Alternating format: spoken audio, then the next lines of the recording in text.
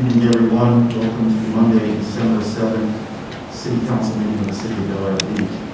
Before we do the Pledge of Allegiance tonight, I had a request from a person, from a citizen, from a Navy citizen, former Navy man, and we want to remember December 7th. It is December 7th, and December 7th, 1941, over 2,000 American soldiers and civilians lost their lives, and over 1,000 were injured in the Japanese attack on Pearl Harbor, U.S. Navy base.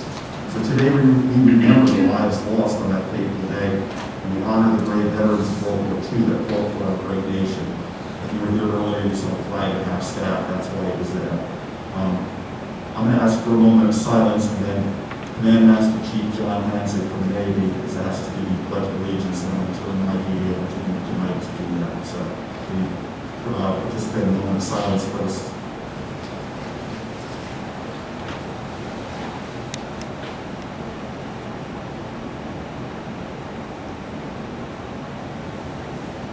Thank you. Command Master Chief.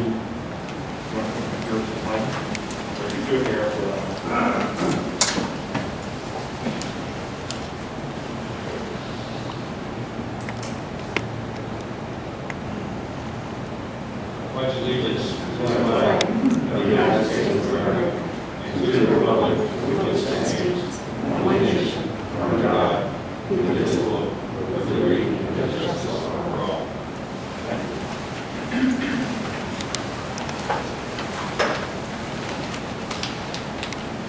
Madam Clerk, will you please call the roll? Councilmember Robert Hockey. Here. Councilmember Mark Dean. Here. Councilmember Dave Gaddis. Here. Councilmember Joey Shirley. Here. Councilmember Rita Swope. Here. Vice Mayor Lynn Dunn. Here. Mayor Joseph Manzo. Here. City Manager Lynn Reeves. Here. City Attorney Fred Riley. Here. And Community Services Administrator Kyle Rifle. Here. Thank you. First order of business is to approve the agenda. Do we have a motion? So moved.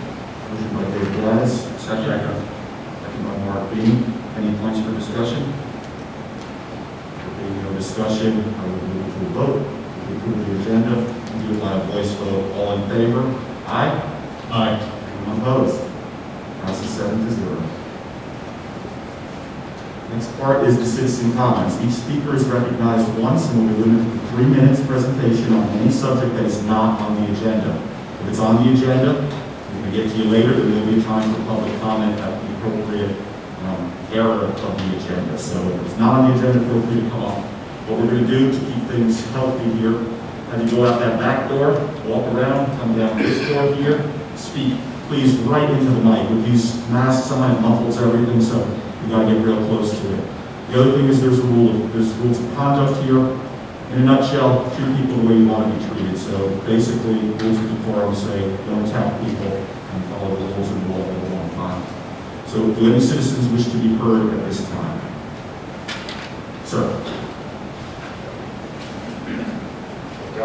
Yes, thank you.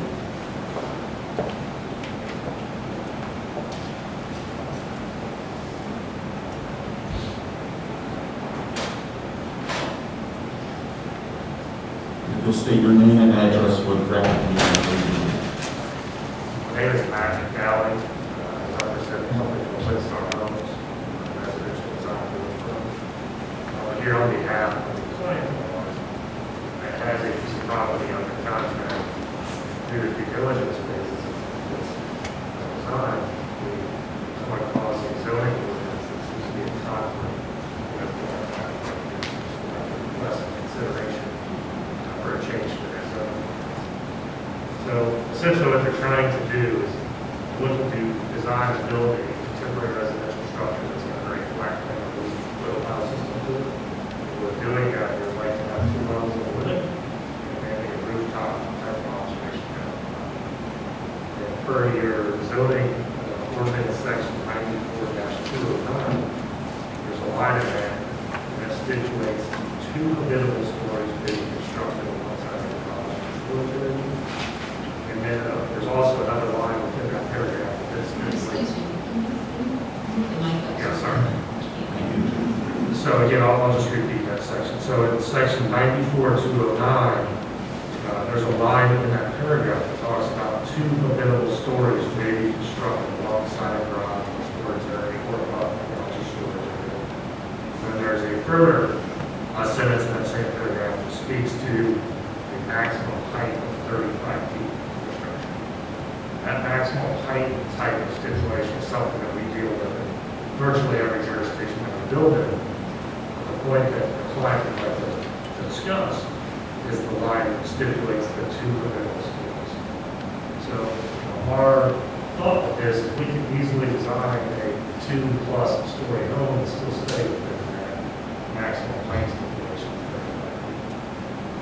So I'd really like to just kind of question why that 2-story reference is in there. Maybe they could just strike out the 2-story reference. Let me just clarify before we normally don't have a backup report here, but I think so that we know what to do with this. Are you asking the city council to change the ordinance, or are you going to ask for a variance? I would like you to change the ordinance. So we have discussed this in the previous weeks with your city manager and with the board of engineers.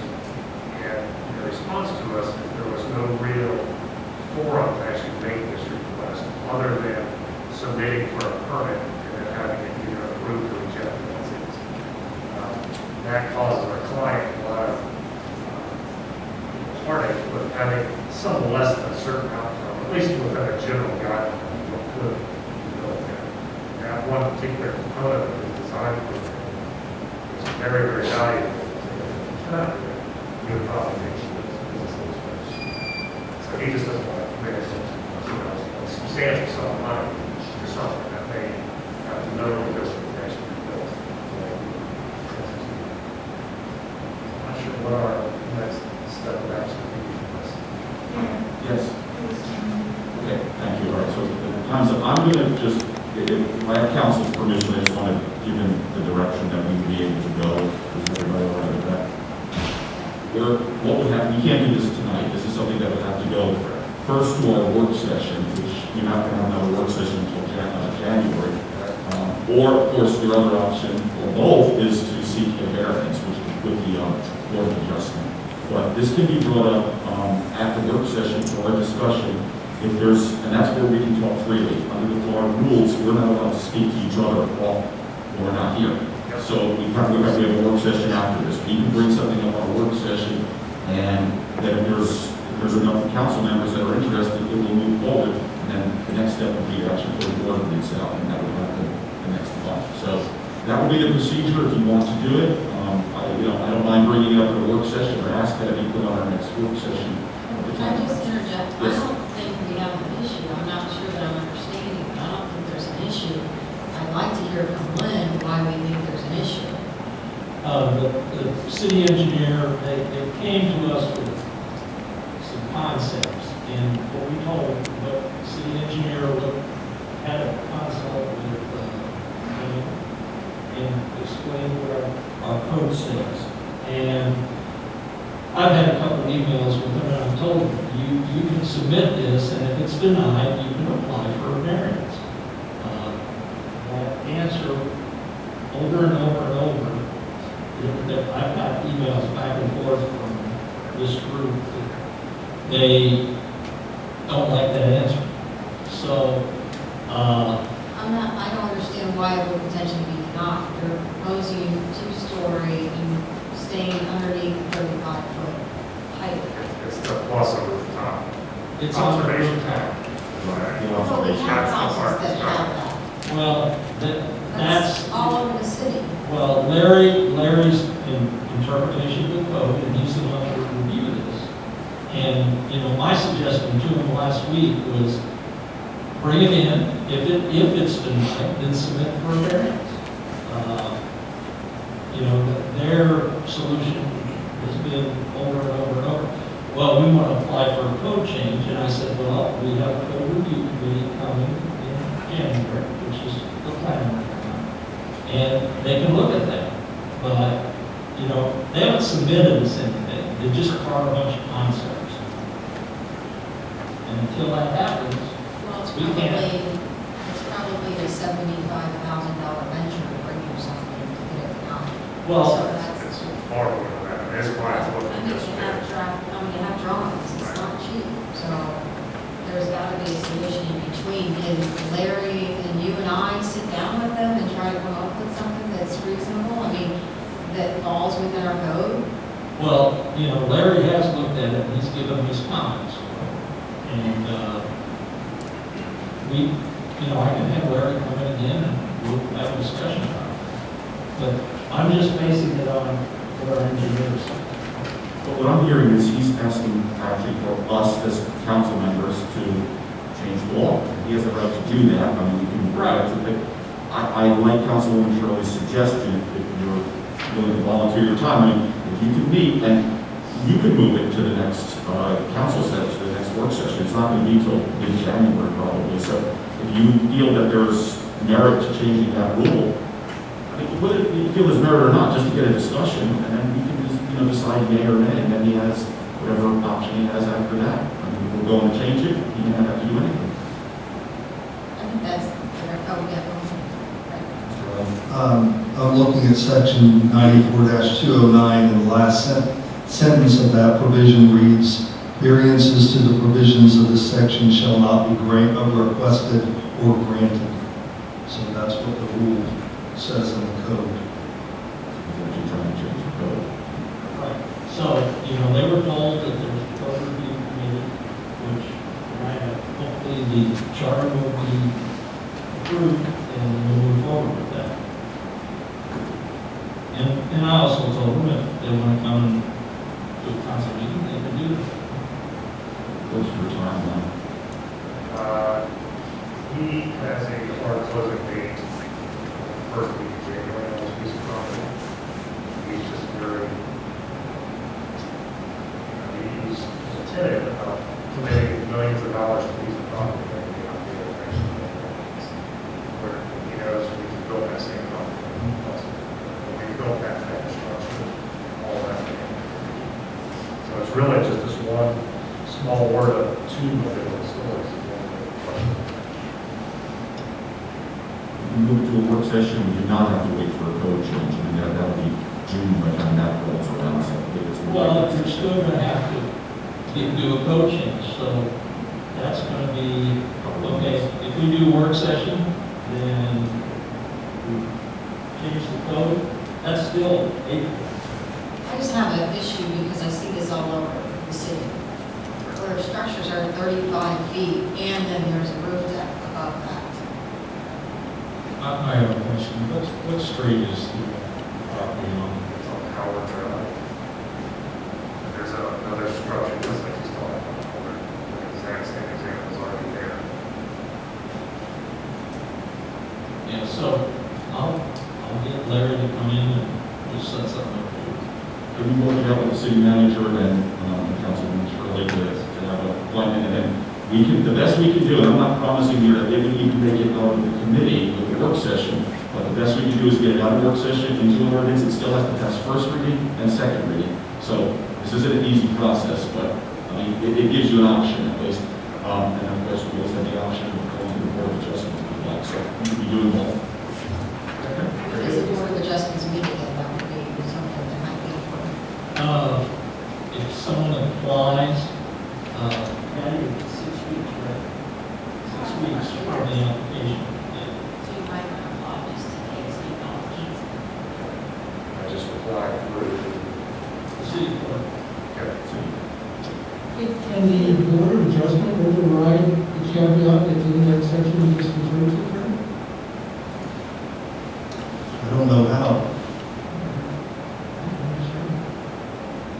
It's something that I've noticed also about code is there's different sets of code in different sections of town. Not everything's the same on every street, so your neighbor a couple streets over may have something that you can have on that particular street.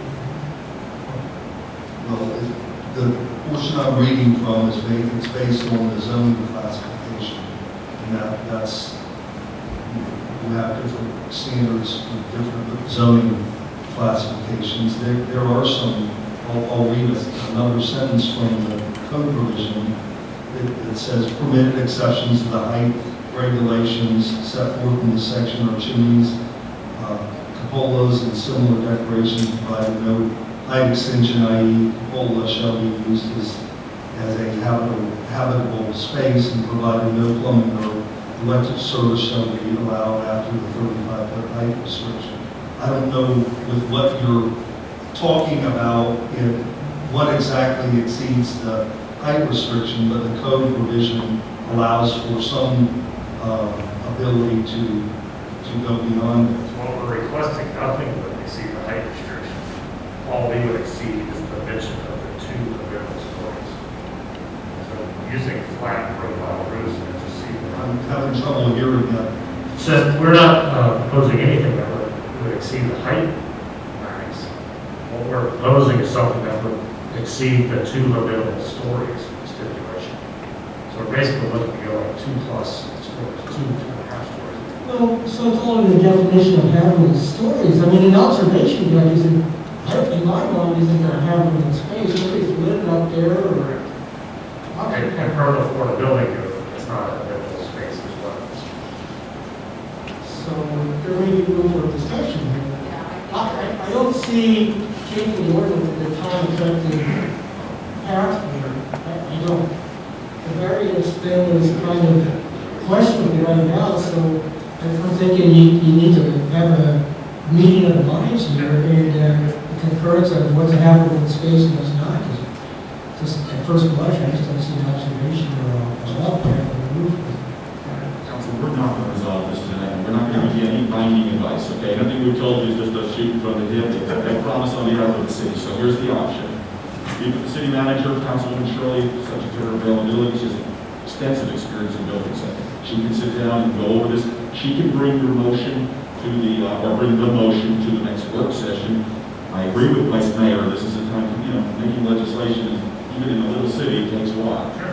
So that's an option to you. You have a board of adjustment as an option, and of course, then you have to make the decision as best. So, by all means, take what you think is best to do.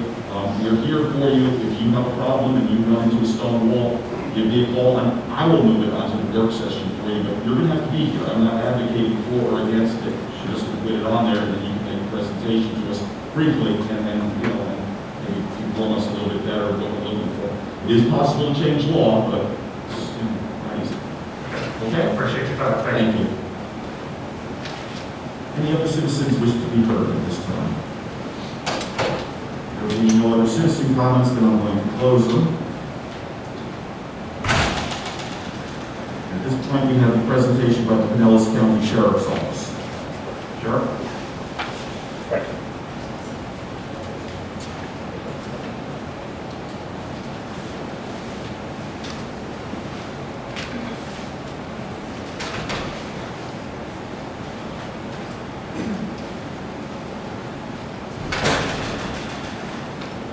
Good evening, Sergeant Bates, County Sheriff's Office.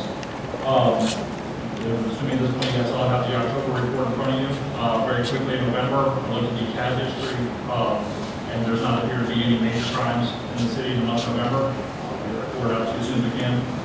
For the month of October, if you look at page 1, there were no UCR crimes in the city, and our overall crimes for the year are still way down from previous year. That's good news. On page 2, there was 3 charges this month. They all stemmed from one arrest. It was a self-initiated activity by the deputies on a DUI traffic stop that resulted in 3 different charges for drug possession and for DUI. Moving on to page 3, you'll notice the majority of the activity that deputies had in the city this month was self-initiated related to the traffic and parking concerns the city has mentioned in the past, including 174 direct patrols, 166 traffic stops, and 61 illegally or parked or abandoned vehicles. On page 4, you'll see there's only 1 crash in the city this month, which is a very good, always a good thing to see. And there were 177 citations a morning issued. Any members have any questions related to reports? I don't have any questions, but I would like to make a comment. I am absolutely amazed at how great of a job you guys do, so I just want to let you know I am so impressed and I'm glad that you're there for us. Thank you. Thank you, ma'am. It's always appreciated. Are you going to be at the work session? Yes, sir. I'll be staying. Will you be representing the Sheriff's Department? I will be here for security purposes, sir. I will be making these things on behalf of the sheriff. So I'll make that comment now. Okay? I'm normally very impressed with the sheriff, and quite frankly, this kind of prevention is excellent. Yes, sir. When I make multiple calls myself, and people in my household, people around me, make multiple calls to report law breaking in our city. Now, I'm Willie Collins, that's been going for 115 days. The sheriff drives by it, and then the sheriff tells me personally that they're not going to enforce the law. I've got a problem with that. Yes, sir. Because the contract says you shall enforce our law. And enforcing the law isn't driving by, in my opinion. So what I would like you to tell everybody here is, if you can, what other laws do you plan on not enforcing, since you're not enforcing the noise ordinance? Sir, I'm not sure exactly what you're referring to. I don't have a full briefing. I work one shift out here, for some here for the quarterly. So I'm not sure exactly what you're referring to. I know vaguely regarding, I guess, a day shift issue you're having regarding a noise issue, Lawrence Ronkin. I'm not, well briefed on that this time. So I can make a comment directly on that. But as far as I know, any laws that are on the books regarding Florida state statutes, we will be enforcing. Any other questions or, council? Yeah, we keep saying that the sheriff's office shall enforce this, but we seem to leave out the second half of that thing which says they have discretionary powers for that enforcement. So, I mean, I put my faith and confidence in these guys to do their job to the best of their abilities, and there are a lot of demands on their time and resources, and I think I have faith and trust and confidence in their ability to discern where they need to employ their resources and best utilize their time. Thank you. Anything else good for you? I'm not. Be careful out there. Any other council comments? I'm open up to the citizens. Any citizen like to comment? Now, what we're going to do, because we have a safety concern here, because we can't both share the microphone, so normally we ask you to come up and speak at the microphone. So, Sheriff, if someone wishes to speak, would you just step aside briefly and then you come back and you can answer, okay? That's what I have. Would anyone like to speak or any questions or comments for the sheriff? Ms. Vanscoy.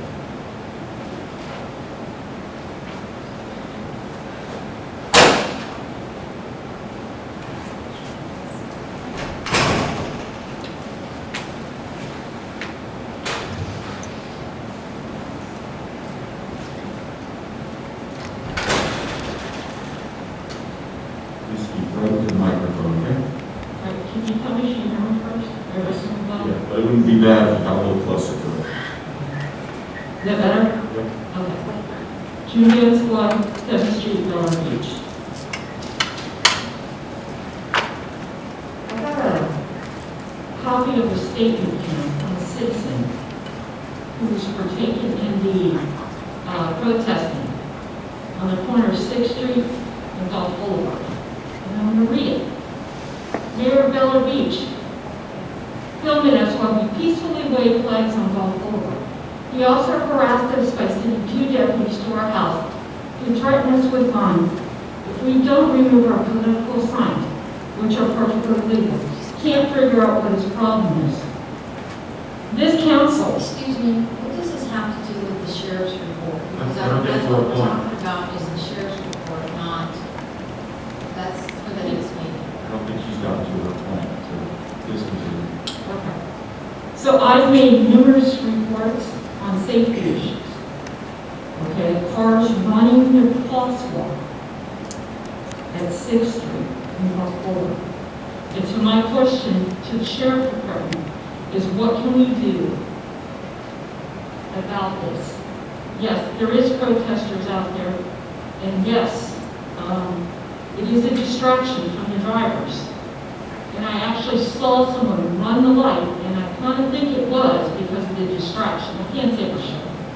But I kind of think it was because of the distraction from the people out there with the signs. Okay? There was somebody crossing the crosswalk at the time. Okay?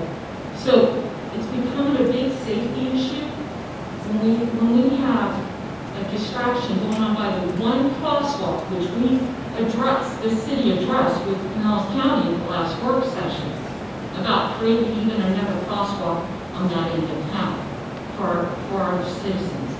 So my question is, what can we do to fix that problem?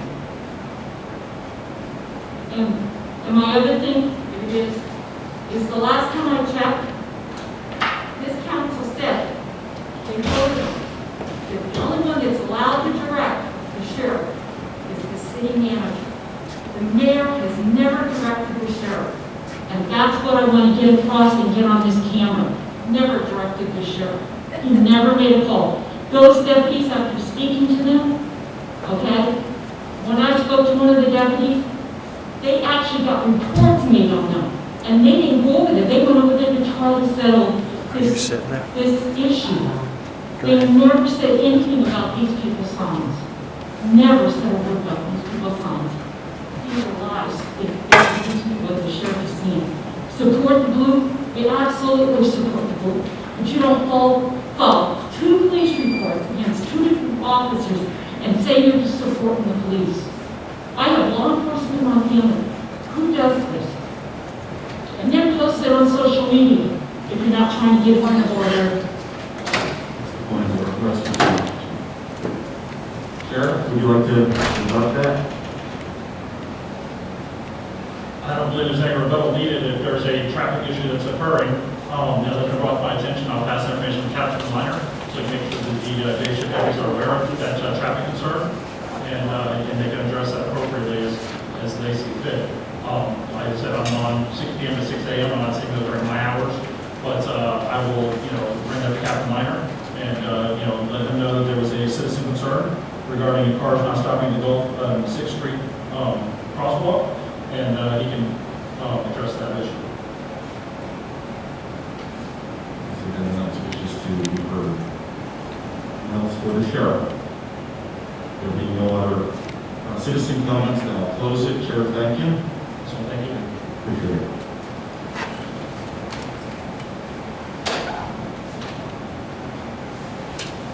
Item 4 is a presentation for the Florida League of Cities. Administrator of the Florida Municipal Insurance Trust of the City of Bel Air Beach in recognition of outstanding achievements in safety excellence and recognition of the safety excellence initiative. So we have a safety excellence initiative here. Mr. Reeves, did you want to just give us a quick background what this is all about? I know you're more familiar than I. Well, it's a program of Florida Municipal Trust put together.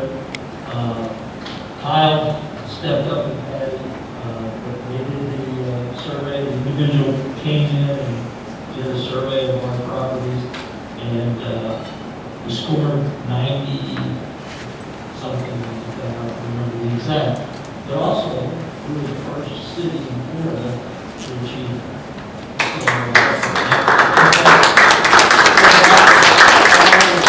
Patty put the application together, submitted it, and then the individual came out and did the inspection.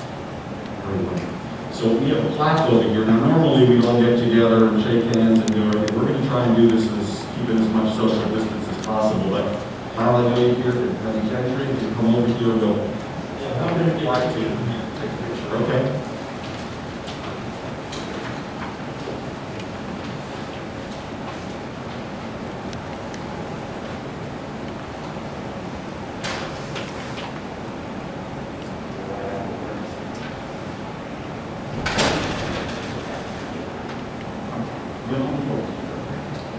So, on Penny Gentry, our city clerk, and Conor Reefler, our is it city administrator? Or is it community service administrator?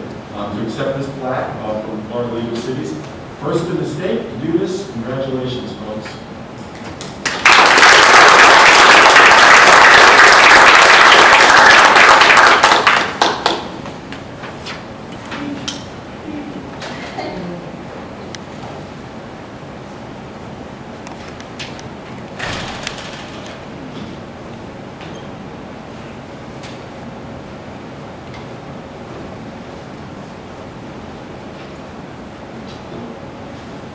Item 5 is the quarterly board reports. Do we have anyone here from any of the boards? Yes.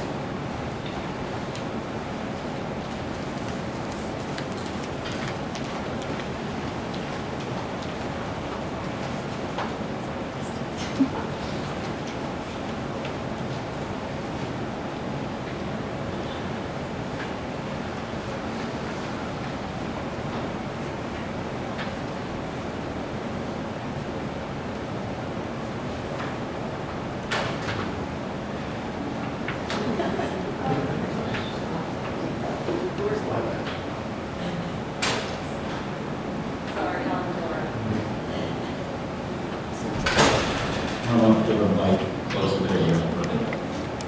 Hi, everyone. Good evening. My name is Tina Lavenda, and I am the new chair of the Park and Rec Board.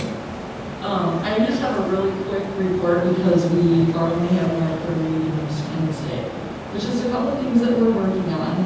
I'm happy to say that we have a full team of 7 people, and it's a really good group, so I'm excited to be working with them moving forward for the next couple of years. We are working on the 2021 calendar. We're looking at increasing some activities for our community to participate in and some special events. For the first quarter, we're going to try to keep everything as COVID compliant as possible so we don't end up with booking tickets. We're currently working on some surveys of our 13 parks. They're looking pretty good, but otherwise that's really all I have right now, and hopefully I'll have more. If anyone has any questions for you. Council, is there any questions? I've got a couple comments for you. Welcome. When you guys decide what kind of events that you want to present to us for approval, are you guys looking at asking the community what they want in order to get their feedback as well? Yeah, I would love to do that. I know I've talked to them a couple times about like the surveys that people are putting out, and I know the communication board is looking for ways that we can follow all the rules and still be able to ask people what they're interested in and what they want. So we're trying to right now to just encompass like a large list and try to fit things that, you know, like different groups of people would like.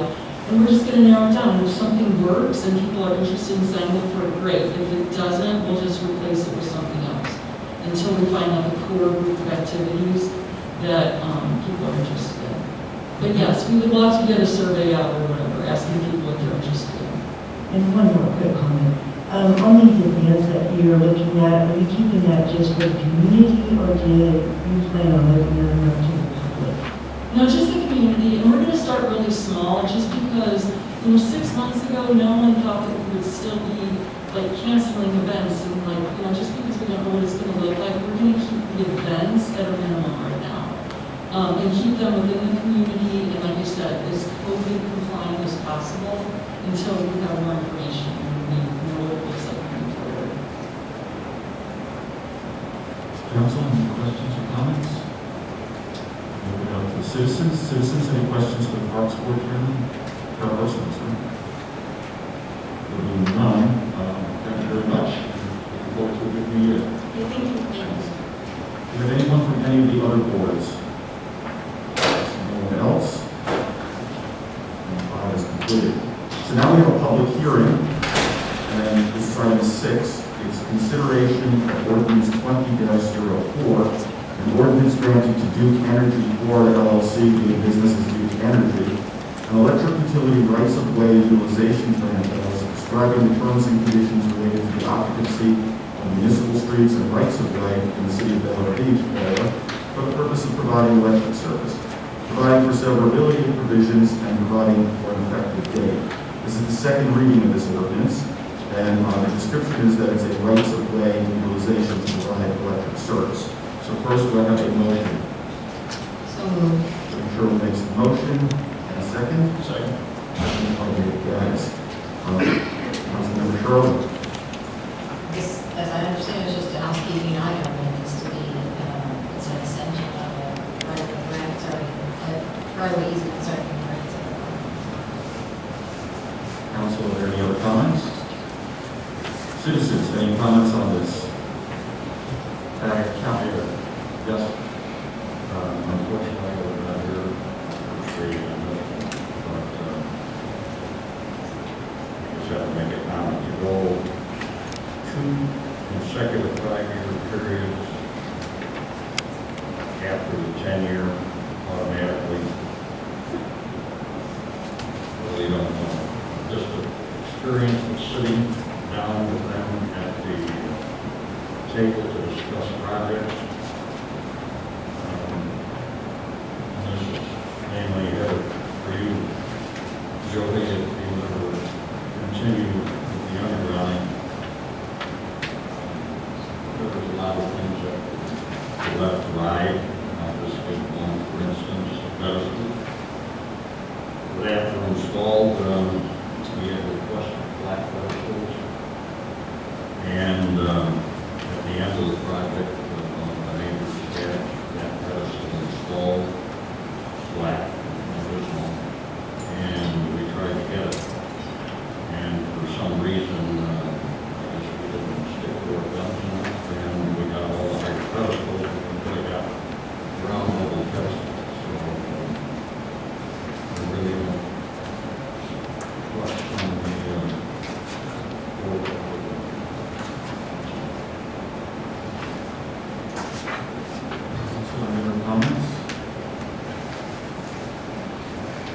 second reading will pass. Councilmember Dean, do you have any proposal to change at this point? Does that take us back now first? Okay, so it's going to go then the way it is. All right, so there being no other comments then on council, I'm going to read and call the question. Consideration of ordinance 20-04, ordinance granting to Duke Energy Florida LLC doing business as Duke Energy, an electric utility rights of way utilization franchise, describing the terms and conditions relating to the occupancy of municipal streets and rights of way in the city of Delaware Beach, Florida, for the purpose of providing electric service, providing for severability of provisions, and providing for an effective date. This is the second reading. A yes vote will get this passed at this point. Madam Clerk, will you please call the roll? Councilmember Dean. Nay. Councilmember Davis. Aye. Councilmember Shirley. Aye. Councilmember Swope. Aye. Councilmember Aki. Aye. Vice Mayor Dunn. Nay. Mayor Angel. Nay. So it passes 4-3. City Manager, I'll authorize you to move forward then on this plan. Does it need my signature and then move forward? Yes.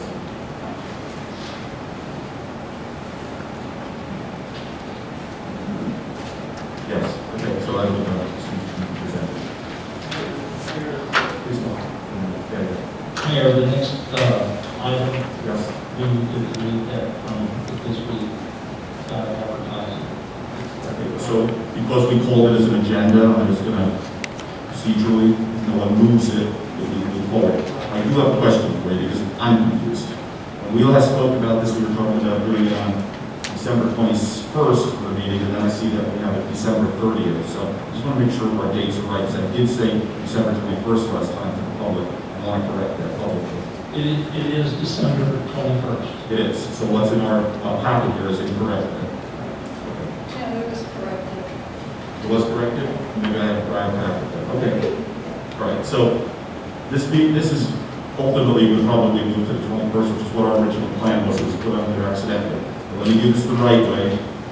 Oh, I don't want to read this whole thing. Listen, anyone on council want to move item 7?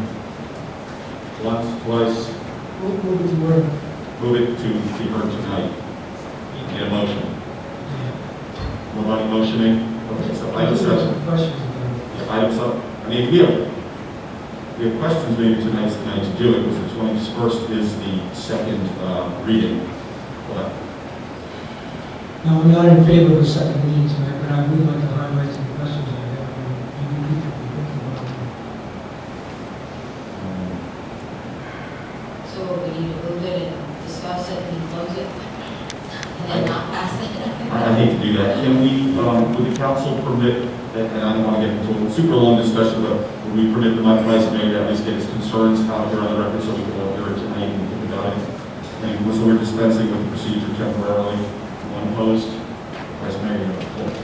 Yeah, my questions deal with Article 2, Section, let's see, 2,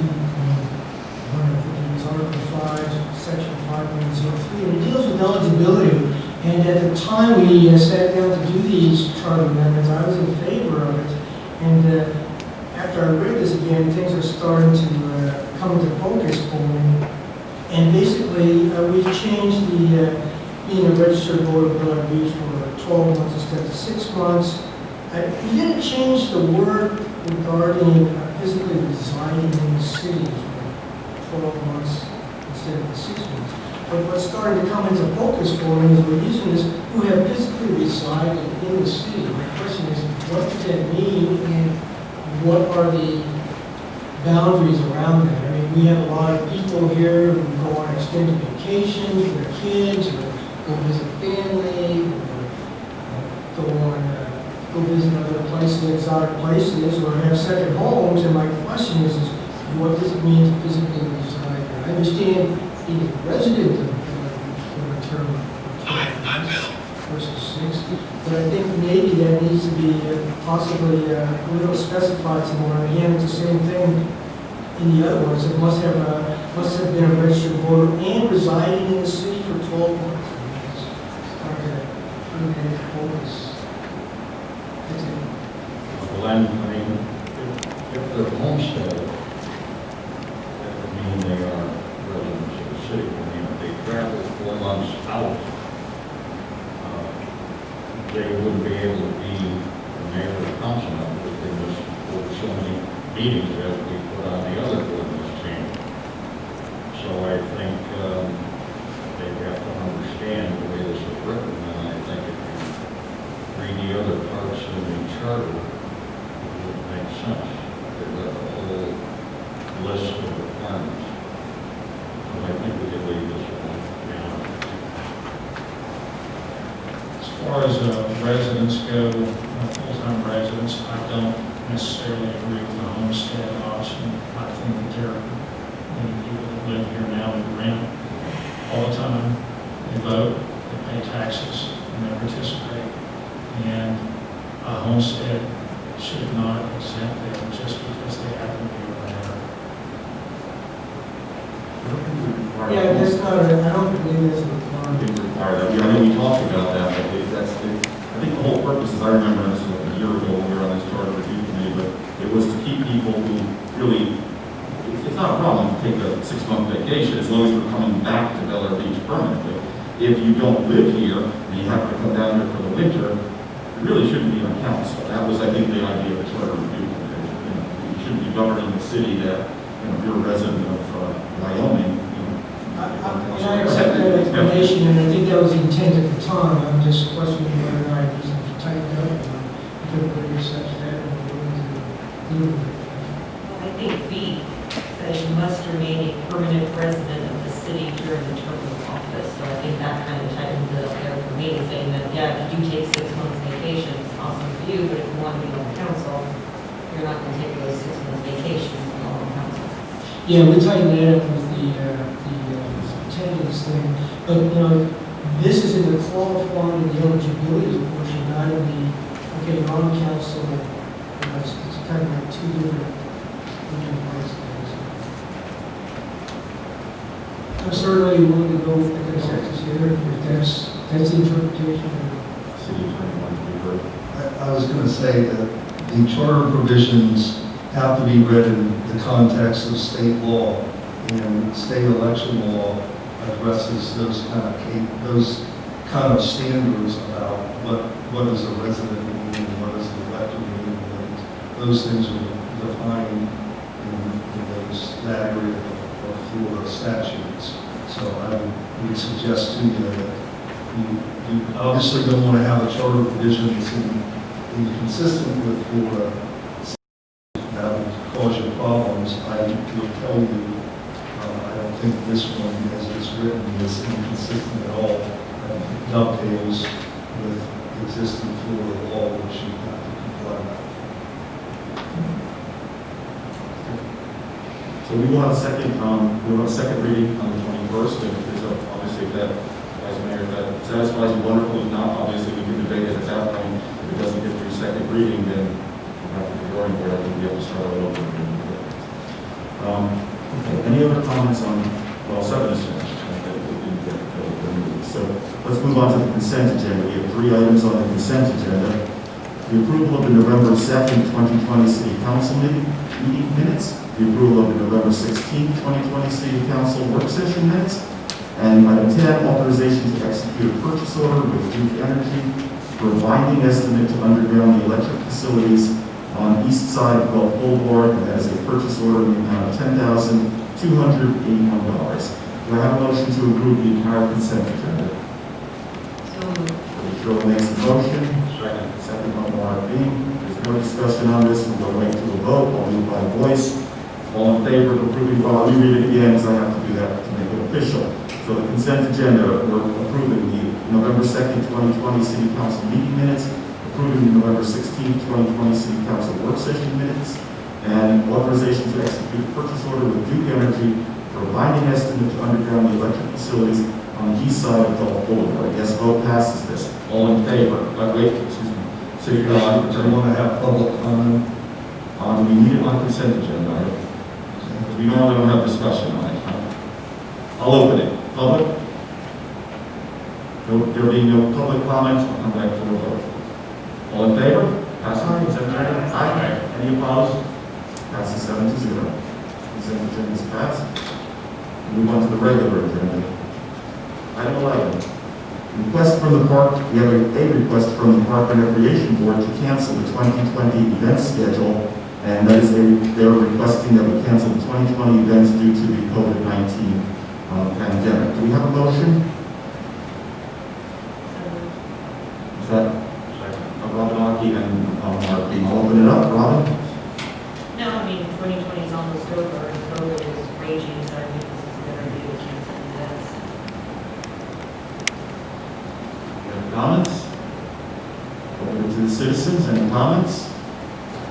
Back to council with Robin Arky having the last word. Okay, so this is a request from the Park and Recreation Board to cancel the 2020 event schedule. Yes vote to cancel that schedule. Madam Clerk. Councilmember Shirley? Aye. Councilmember Swope? Aye. Councilmember Arky? Aye. Councilmember Dean? Aye. Councilmember Gaddis? Aye. Vice Mayor Dunn? Aye. Mayor Manzo? Aye. So it passes 7-0, and the 2020 event schedule that we previously approved is now canceled. Item 12, consideration of resolution 2020-12, a resolution of the City Council of the City of Bel Air Beach, Florida, providing for a schedule of slip rental fee changes for the Bel Air Beach Marina and establishing an effective date. This is, the description on this is the marina slip rental fee changes. First, we have a motion. So moved. Moved by Dave Gaddis. Second, anyone? Second. Second was Joey, Robin, sorry. Dave Gaddis. Yes, I think this is something that we've been talking about for quite a bit of time. As you know, one of our citizens took this one and ran with it, and then we passed it off to Parks and Rec, and I think that we've got a good plan there. So I say we move forward with it. I'm going to second the support on this, and thanks for President Bill Lusk who put a tremendous amount of work into this. And also, this comes out of the Finance Committee, as I recall. I think this started with them, and through Parks Board, it went through, and Bill Lusk was kind of shepherding it throughout this thing, and we discussed it. So I think it was a good job of everyone working together on this. So all in favor of it, I'm definitely in favor. Anyone else from council? I have a question, I might be reading this wrong. On the first page of the bottom, it says new licensee slip rental, so this will be effective as of April, at $10.15. But then effective April 1st, 2023, it goes to 9 and 13. And then goes back up 2025 to 10 and 15. The numbers are wrong. No problem. The proposal that was given was any new slip owner Right. will pay the new fee, because the new fee technically would be, the 10 and 15. But the existing slip owners, theirs will be gradually increased, so they'll get culture shock. So the new ones will stay at 10 and 15 until the existing ones catch up. Right. I read it wrong, just making sure. That's what we had discussed, was easing it, particularly for the people who know. Any other council comments? I'll open it up to the citizens. Any citizen comments? Bring it back to the council with Dave Gaddis getting the last word.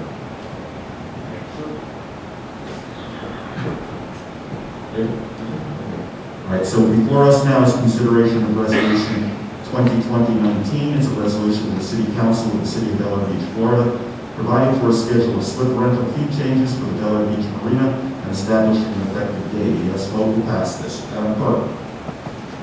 Councilmember Swope? Aye. Councilmember Arky? Aye. Councilmember Dean? Aye. Councilmember Gaddis? Aye. Councilmember Shirley? Aye. Vice Mayor Dunn? Aye. Mayor Manzo? Aye. So it passes 7-0. City Manager, City Clerk, please implement. Just a reminder, it's not effective until April 1st, so we'll just send the letters out. Existing slip owner.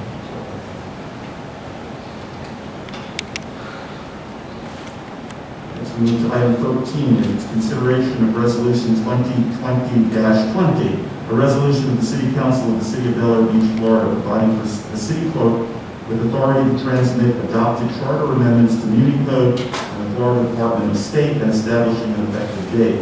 This is council's approval to have amendments incorporated into the charter. We have a motion. So moved. Shirley makes the motion, Second. seconded by Mark Dean.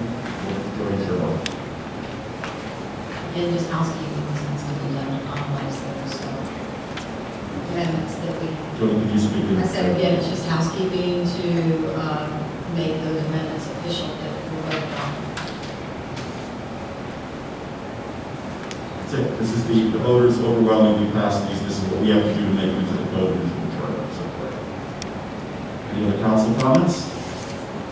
Put it up to the citizens. There being no citizen comments, I'll come back to council with Joey Sherrill getting the last word.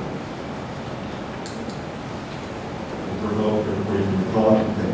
So this is consideration of resolution 2020-20, a resolution of the City Council of the City of Delaware Beach, Florida, providing the city clerk with the authority to transmit adopted charter amendments to Muni Code and the Florida Department of State and establishing an effective date. Madam Clerk. Councilmember Austin. Aye. Councilmember Dean. Aye. Councilmember Davis. Aye. Councilmember Shirley. Aye. Councilmember Swope. Aye. Vice Mayor Dunn. Aye. Mayor Mayhew. Aye. So it passes 7-0. Madam Clerk, please transmit these. I'm going to ask you a question. Do you know how long it will take once you effected the transmittal, how long it takes them to actually change or whatever officially? The process, approximately 2 months by the time it goes through the entire process of codifying, verifying, and that's just an approximate.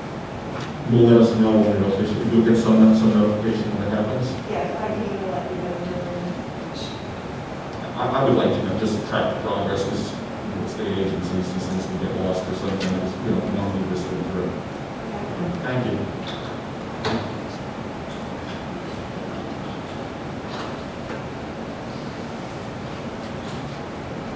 All right, move to item 14, which is the City Council approval of the charter for the Planning and Zoning Board review of city codes. The description is the council approval of the proposed charter. First, do we have a motion? Moved by Mark Dean. Second? Second. Second by Jody Sherrill. Mark Dean? Well, I think we passed this out enough. Glenn did a great job on putting this together with the city manager.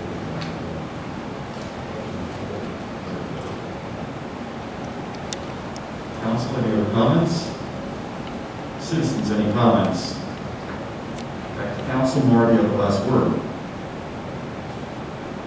Pass it, right? All right. So number 14, we call the question, City Council approval of the charter of the Planning and Zoning Board for the review of the city codes. And yes vote passes it. Madam Clerk? Councilmember Davis. Aye. Councilmember Dean. Aye. Councilmember Austin. Aye. Councilmember Shirley. Aye. Councilmember Swope. Aye. Vice Mayor Dunn. Aye. Mayor Mayhew. Aye. So it passes 7-0. It's passed. And City Manager, you'll pass them and letting you know that we passed this, right? Well, after it passes, we have discussion, try to set up a meeting that hopefully will. Okay, item 15, consideration of the draft for a standing advisory committee concept that was proposed by Vice Mayor Dunn. The description is city council approval to develop a standing advisory committee for continuity and expediency. That's it, for continuity and expediency. Okay, I'm sorry. You have a motion? So moved. Jody Shirley, second. I'll second. Thank you. David Gaddis. Jody Shirley. Yeah, I think this is a great idea on Lynn's part. We, from time to time, have a need, can have an advisory committee, such as the finance committee, the parks planning, that sort of thing. It's nice to have a group of people that are, kind of have their hand on the pulse of what's going on in the city that can help us on special projects. I'll just weigh in a little bit. I mean, obviously, everything's pretty much spelled out in the document draft itself, but one thing that's not addressed there is the how we get the multiplier effect for the city staff. I mean, the staff has been kind of thin when we come up with projects and stuff like this, we struggle to try to find people. So this gives us an extra resource to depend on their scheming. We don't have to take the time to advertise it, put together a voting, put together a committee. They're up and running, they're familiar with the budgets, they're familiar with the codes, so there's some continuity and expedience involved. And the other thing we're finding is it gives us a source for more resident engagement. And we're finding out that there's some of these other committees, we've got a lot of benefits from that. People, when the residents get a say in these committees, just get invited, and they obviously take that information back into the community and can act as disciples for some of this information. And it just gives us some extra divergent thinking and some of this stuff. We don't get into a group think of just a council. As people change out of the councils, they'll provide more continuity. Thank you. Mr. Mayor, I have a question for you on the next, it says next year, if conceptually feasible and beneficial to the city manager will be in the process of formalizing. What did that mean? Well, I think it's actually just move it out of the draft stage and start building the actual skeleton for how we want to do this. Put it into actual motion, saying, okay, it's no longer a draft. This is the plan for how we want to do it. This is the timeline for incorporating it. This is how we're going to advertise for people. And this is how, if we need a resolution, there's more to it than just this draft of the concept. That's what was confusing me, and I think, and refer to the city attorney on this one. City attorney, can you bring it into the audience, please tell us what we're discussing? This is a sunshine meeting, so please tell us what you just discussed with the city manager. You have to tell us. I was just asking Brad, if we could, what we have to do to adopt the petition committee.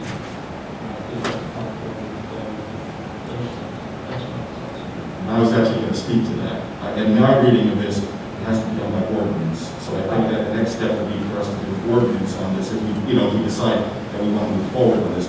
This isn't really a resolution tonight, but I mean, it's kind of almost a work session thing. I don't mind moving it forward to the next step of the ordinance, but I think ordinance is the right way to go on this thing. Yeah, I'd have to go back and look at the actual references because it talks about ordinance or a resolution is what I think it says. So I mean, we need to go back and what's the best way to chisel that in there? Yeah, Mr. Mayor, I was expecting it to be an ordinance, so it's, I read it today and I thought it was an ordinance, and I think particularly if we're going to, and I think the only other question I have with this is 3 years is a long term. That's a council member's term or vice mayor, mayor's term. It might, I don't think we have any other committee that has that long of a time. So that was, if we're going to go that long, we definitely want to codify this thing and definitely do an ordinance. So, but if we want to move it forward, we take a vote on that. I'm going to defer to the city attorney though. This isn't a resolution, so can we take a vote here just as a consensus to move us forward? You can do a consensus. My understanding is not either an ordinance or a resolution at this point. It's a concept. Okay. So, council, any other comments? Yes, I would like to say something. Vice Mayor Lincoln, you always do some impressive work on various projects. And thank you for undertaking this. Again, I'm going to just echo Jody, Councilmember Shirley. She said everything I was going to say. But thank you. You just always go above and beyond, and it's just impressive. Any other council comments? Open up to the citizens. Any comments on this? Thank you, Councilman Jody Shirley, on the last word. All I can say is when we have the finance committee, they did an incredible job. That group of individuals really were professional, had a lot of experience behind them, and that's what I envision this to be. So I can support them moving forward. So tonight, what we're going to do is this is a consensus to move this forward. The city manager will continue. We've been close to everything in here is going to be workable. So we'll work with him to refine it. We have to get it to an ordinance, I believe, double check, but when I read it this morning, it's an ordinance. Let's get it to an ordinance and then we can do our reading and this will be able to be through. Everywhere. So yes, the zoning called this question, so this is a consensus to move forward to consider the draft that has been provided by Vice Mayor Gunn for the Standing Advisory Committee concept. Yes vote will move it forward. Madam Clerk. Councilman Dean, Aye. Councilman Gaddis, Aye. Councilman Shirley, Aye. Councilman Swope, Aye. Councilman Rocky, Aye. Vice Mayor Gunn, Aye. Mayor Medica. Aye. So it passes 7-0, we'll move it forward, and if you can, with the holidays, if you can get it for January, that's wonderful. If not, we'll figure out the first chance we can for an ordinance.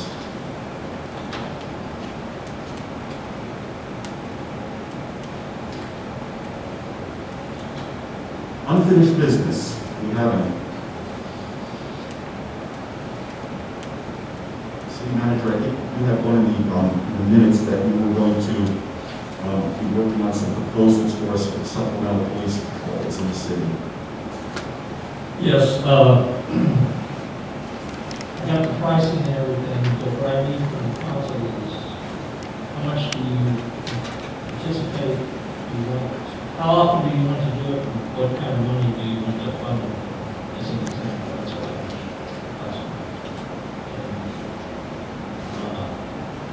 so hopefully you can kind of give me some guidance on that, because we'll have to do a budget amendment, contract simple. We won't ever announce when it's happening, so we can move this forward, but we need to know what the council's priorities are.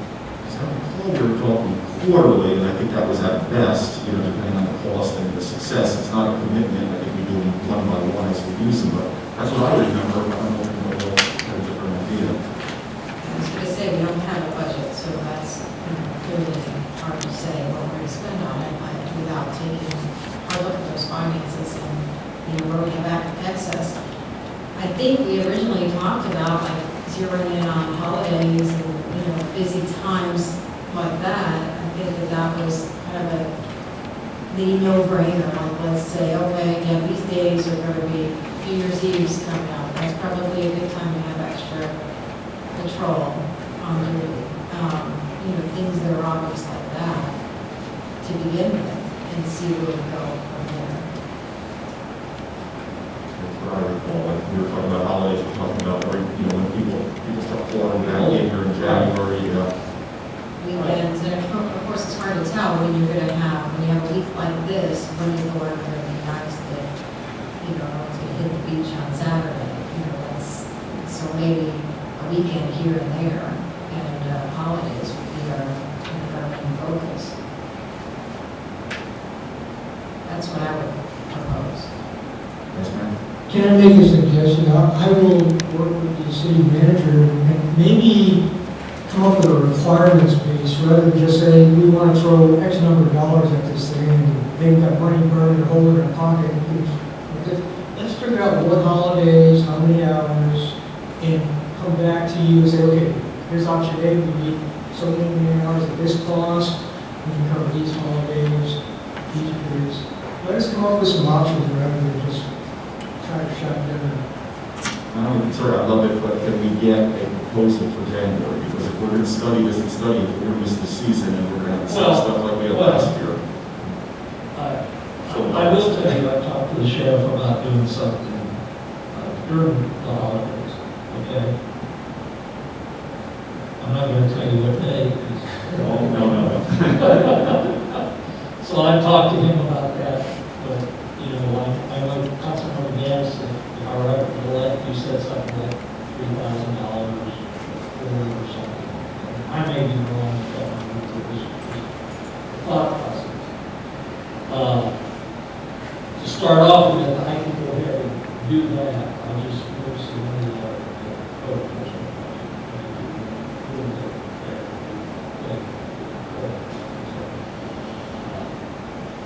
Going forward, we talk about, of course, the summer holidays, Easter time for Easter morning,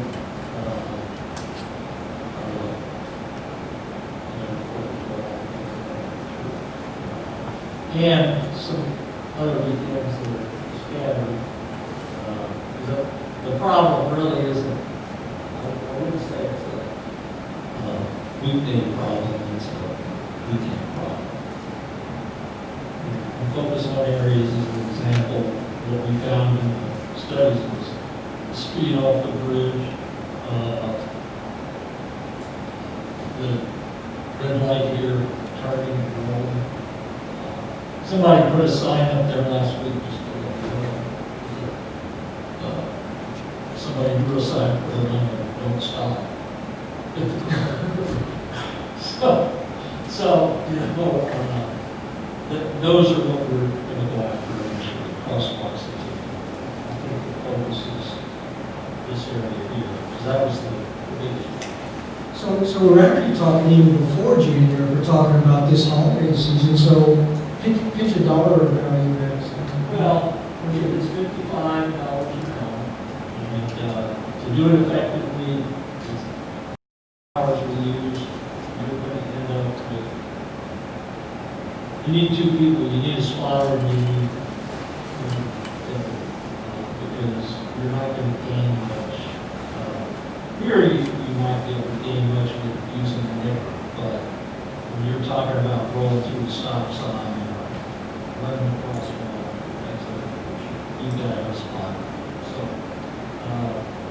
depending how many hours we do it, it's probably going to cost us, let's say we did it a couple days during Christmas holidays, New Year's holiday, whatever, and it's 3 or 4 hours, so that's double that, that's about $500 per shift that we use it for. I think it was basically what it would have been, the amount of charges it would have been, that was free. Whenever they showed us what the total would have been, we certainly didn't want to spend that much. But I think that after we looked it over, that about 1/4 of that, and then we pick and choose effective dates and times, would be the best utilization of those resources. Okay, so we'll put something together that's beyond the new year. But we will do something, Sooner, maybe sooner. Let us know how it goes when it goes. I'm sure we'll hear about it. I'm going to start running. okay. Okay. Any other unfinished business? I'll close it. City Attorney? Nothing this evening. City Manager? Just to give you some quick updates, 7th Main Street project is underway. You have been out the streets that people live on. There's pipe everywhere. Tomorrow they're going to do some milling. We're going to meet in the morning because we're going to look at those areas like the beginning of the street. We're going to mill that area, try to replace it. Is that area like moved out? That's great. The beach boardwalks, the 4 accesses that Pinellas County gave us $50,000 toward, that's underway. Everything's been pulled out. We're starting to put the pilings in for the new walk overs. Undergrounding on west side of Gulf Boulevard is cabling. They're doing that. And I know you've seen a lot of trucks. We've got Duke here and Spectrum. And we're working that forward. Right now, I was told Friday is scheduled for the 22nd Street shoot is the 16th, and that should be a one-day shoot. You know, it's just going around, so they shouldn't have a big trouble with that. The tennis courts are supposed to start this week, but they're delayed a few days, so that will start. Communications Committee, we sent that the survey out by us to contact the old list. Patty's been getting unupdated emails. To date, we've got 104 back. And it's good that we asked for them to give us their address, because that way we can verify that they actually are residents. Because we've got a couple back that we don't even have that street here. So we're looking to build a resident database. So then after this, we'll mail after the first of the year to the rest of the residents. So, there's that's why we have 82, because we ran on the study to see how many of the previous lists we got back. We got 82 of them, and we got another 25. So we're picking up a few. I left at your, you just got these in, I left at your place tonight, pictures of the redeveloped sign, those concepts. We talked about the hybrid, which is the second page, or the project, which is the first page we're looking at. So if you've got any comments on that, please send them to us, so I can get this resolved. What we're going to do. We got notified also, our finance people, they got their Government Finance Association Certificate of Achievement. We got notified today, and that's congrats to Heather and Andy. They've done a really good job for us, and very cost effective. So, It worked out really well, actually. yeah, it's turned out well. We're going through the audit now. The auditor's going to be here next Thursday and Friday. For a couple of days with them, and it's worked out very well. I also left you the report last month. It looks like a lot of stuff on there. One of the items, sections on there is because of people's trees overhanging the road and fire department. So it looks like a lot of activity. Really, it was focused to keep tree limbs and stuff so the fire trucks would be there. And then we did start on the boat tour that I've taken with Dave, and the one I took with Jody, and we started notifying the homeowners of the issues there. So we started that process. So, and that's it. Did you hear back from DEP? Yes, I did talk to DEP. I talked to the local person. She told me that Mr. Martineau would be contacting me eventually. She kind of led me to believe that there's a discrepancy in what the statute says and what they say. So that's got to be resolved because Pinellas County says that property is considered public, and her interpretation is a little bit different, but she said she has nothing to do with it. She's just a picture taker and so forth. She did tell me that they might have us plant something at 19th Street, but that's pretty much what she told me. And they are going to. So we'll resolve that when it gets to Mr. Martinello. She said maybe 2 or 3 months. When did you speak to them? When did you speak to them?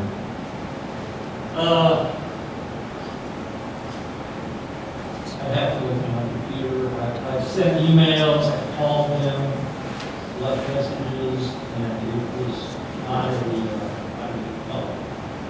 it took several messages and phone calls to even get a response.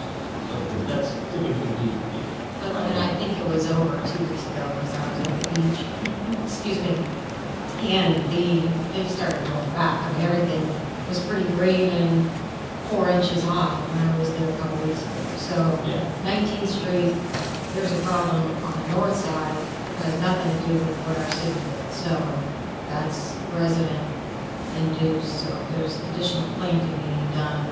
It's a resident on Valley Shore that's killing them, it's not the city. So I made about 10 calls to them to try and get an update for tonight, because I remember they said there was like 100 calls from citizens, so I said, we had a council meeting. It took like 10 calls, so that part is correct. They told me something quite a bit different than what you heard, and I did speak to Mr. Martineau. So as of Friday, and this could change as of tomorrow, for all I know, but they said they're going to issue a report sometime this week of hold your breath, but supposedly this week. The good news is that they're not going to fine us. The bad news is that we did violate the law. A permit was required to cut that stuff down. And they would never give a permit to cut it to the levels that it was.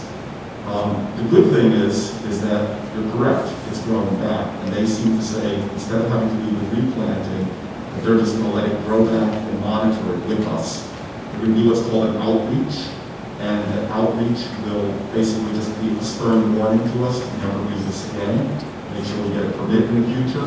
And as long as we do that, there will be any fines or any penalties or anything like that, and then we're going to monitor it to make sure it goes back properly.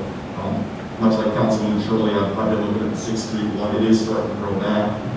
So it will be back, I'm sure, but I don't think, I know you're never going to get to do this again. You're going to have to get a permit from them, and usually the permit will let you cut it from like 8 feet to 6 feet. I've read all 65 pages of this rule, so you don't get to cut it down to the level that it was cut to.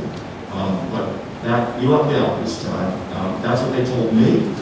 When we get the report, you're going to get a copy. It's going right to the city hall here, so you should get a copy of it. And then give me a copy, so we'll see where it goes from there. But luckily, they're not going to force us to replant that, because that's going to be pretty expensive. That's kind of what I was told. And what's the status of the police complaint that was filed against you and the public works staff? Well, I've asked for a copy of that, but I haven't received it. I was told that when we closed it, that report. So there's still a police complaint that's open against. I don't really know what this report says, but I won't receive it. And then I assume we just move forward, we'll have a protocol of some sort, we'll have something in a manual that tells staff how to handle any trimming along the beach, that sort of thing. It's a learning lesson, and, I think in the future, if any of us encounter this again, the first call to make would be to the city and not the police and not the DEP, and try to come up with a solution in the city rather than involving outside agencies. That's a lesson I learned. I agree with Councilmember Shirley on that. That's the way to go. Somebody obviously made a mistake. It didn't need to go to the level it went to. It's going to grow back. It's going to be fixed. So we just need to move on as a city. This is DEP, so you know, folks, received over 100 complaints. They had so many that they asked me to ask the citizens to stop complaining. So this is a serious issue. And as I said to Mr. Marnello, if this were two guys, drinking some Budweiser and ripping out these things, they'd be on the front page of the 10 Times being arrested. So this is serious. And as long as I'm living here, I don't ever see this happen again. It's that simple. I hope it doesn't. Any other comments or questions for the city manager? I have a comment about the last topic, which is I understand people make mistakes, and this could happen to anyone. They did not know what they were doing, and as long as we have some sort of a training program, some type of documentation, I'm sure it won't happen again. Just a hard lesson, all it is. And I know that the tone sounds awful, but I don't feel the same way. And I think that whoever did it needs a pass, and they just need a nice talking to and better term. Any other comments? City clerk? That was nothing, right? You're not on the mic, so I'm just going to repeat what I heard. No comments, right? Okay, yes. Okay, city council comments, if you want to start rounding out. No comments. Or Mark B. No comment. Yes. Yes. No. No comment.